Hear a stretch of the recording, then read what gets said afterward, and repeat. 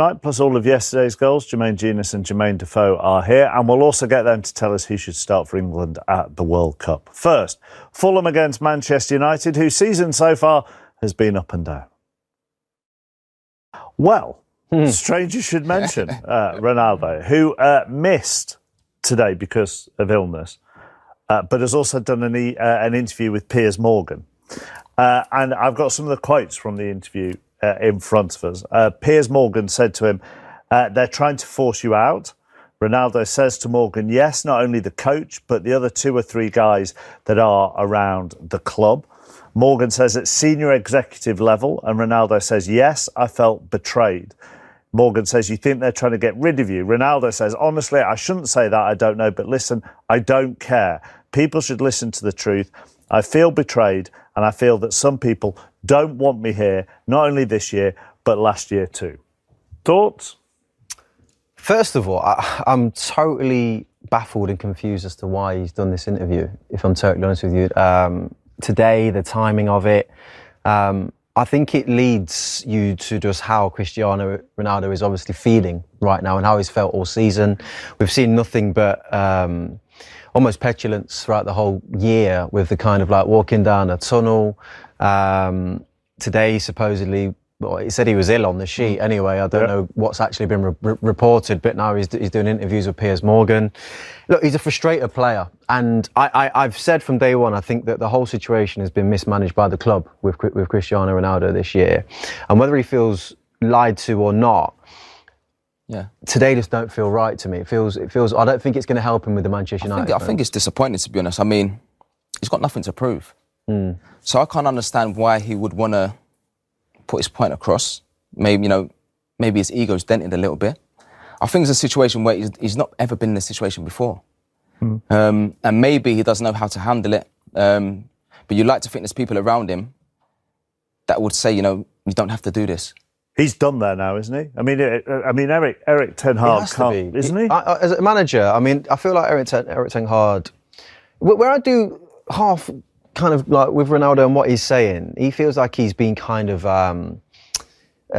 like used a little bit in a way. He's like the black sheep. He's the kind of, the one to kind of like throw the stick at. I do at times feel like with Ten Hag, it enables him to elevate his position at the football club when he treats Cristiano in a certain way. It enables to get the dressing room to fall in line. But at the same time, Ronaldo does have to behave in line with how the rest of the team does. But I do think if I was a manager, it makes sense for Ten Hag to... I mean, he can't play him now. But Jay, he can't be involved in the team now. I think he scored 20-plus goals last season. Yeah, he did, yeah. So Ronaldo's probably thinking, well, actually, I was your top goal scorer last season. And he's thinking, I would do the same. So it is a funny situation, but really disappointing seeing that, to be honest. Very odd day to do it as well when Garnacho gets the winner. Yeah. So if you ask Man United fans now, who would you be more worried about losing?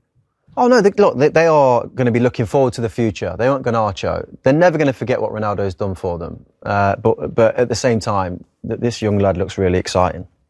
We played quite well, and I think we had to score more goals. The difference between us and Fulham had to be bigger after the first half. But we were only 1-0 up. Then great chance just after halftime, and then you see 2 halves are never the same, and the game changes, and Fulham get better and better, get more dominant, create chances, get the equalizer, but then the last 10 minutes were again our sides, and so I'm really happy with that resilience we have. Players, they tried everything, the intensity they played, the belief they showed every time, more second half than the first one as well. I think we have to give credit to them. We have to give credit for all this, for the crowd as well, the way they lift us, and we push them in some moments of the game as well.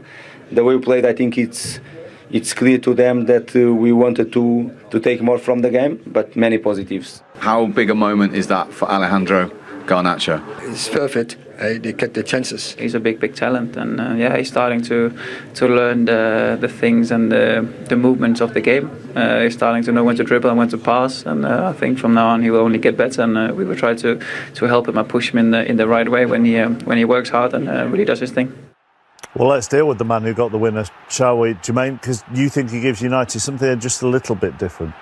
Yeah, I mean, the young man, really impressive. You know, when he came on just to inject a little bit of life into the Man United team. I felt Fulham like the better team that would go on and win the game. You know, he came on the 72nd minute, was really direct in everything he did. He stayed wide here, as you can see, held the width.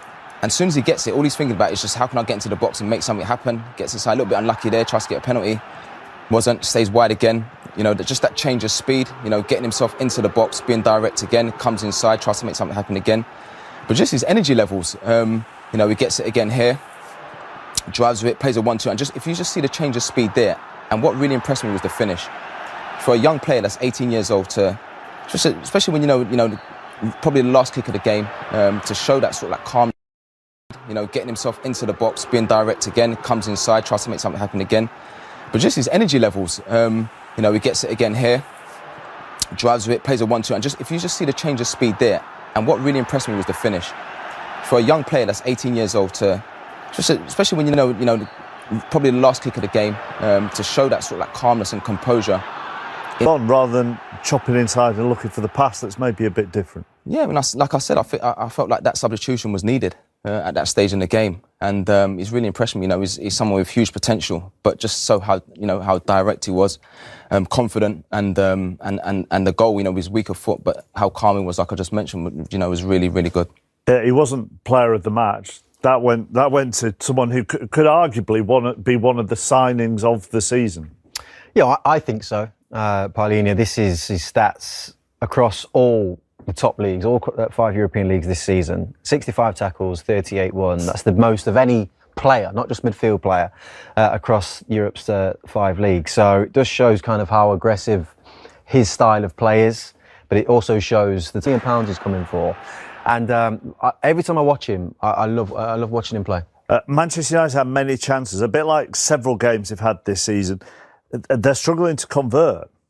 Yeah, and all it is small details. You know, of course there has to be a tactical element, but at the same time, you know, when you get chances, you have to be ruthless, you have to be killers. And I felt like today they had chances. It could have been a different game if they were more ruthless. I mean, great one from Rashford here, and you see Martial in a picture there, and he gets himself in level, and I can't understand why he won't hit that first time. You know, it's a case of slowing your feet down, and for me, I think you've got to take the chance. I think if you take another touch, I think the picture's gone. You know, you make the chance a lot harder than it should be, which he did there, taking the extra touch. You see again here, you know, he gets on the ball here, and I think this one's a little bit more difficult. I think it's a good save, to be honest. I think it's more of an instinctive finish. I think he just tries to go through the goalkeeper. With more time, he'd do that, yeah, I think so, but I think if you see, he's stretching a little bit, tries to generate power, but it's a good save from the goalkeeper. You know, Elanga does well, goes through here. You know, it's a good save from the goalkeeper. Goalkeeper gets up quick. When I first watched it back, I thought, could he have done something a little bit cheeky, maybe dink the goalkeeper, but I think the goalkeeper makes it difficult. It's a good save, that's unlucky. This one's really interesting. On a counter-attack, you know, Rashford does really well to travel that sort of distance. And what you want is, from your players in the box, what you want someone to get across the near post, that Elanga does, and you know, just to vacate that sort of area behind him. Eriksen at the back post, and Martial is really clever because what he does is, people talk about movement, but sometimes best movement is standing still, which he does well.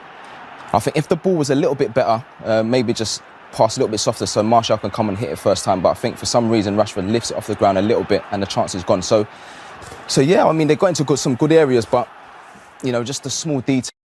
Fine details and split-second decision. Yeah, and you know, you speak about being ruthless in the final third and having killers, and yeah, I know a lot said about Ronaldo, but it's so difficult to watch that game and not think about Ronaldo. You know, maybe if he was playing, you know, one of those chances might have been converted. It's hard to see past that.